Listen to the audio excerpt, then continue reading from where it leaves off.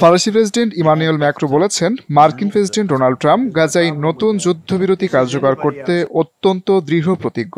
EU নেতাদের বৈঠকের পর ব্রাসেলসে এক সংবাদ সম্মেলনে ম্যাক্রো এই মন্তব্য করেন। Nous avons été parmi les pays les plus exigeants et les plus constants sur la question du nucléaire iranien comme du balistique. Macron জানান, মার্কিন প্রেসিডেন্টের সঙ্গে ফোনে কথা বলার পর তিনি বুঝতে পেরেছেন এই সপ্তাহে মার্কিন মধ্যস্থতায় ইসরায়েল ও ইরানের মধ্যে যুদ্ধবিরতি কার্যকর হওয়ার পর ট্রাম্প এবার গাজার জন্য যুদ্ধবিরতির গুরুত্ব সম্পর্কে খুব সচেতন।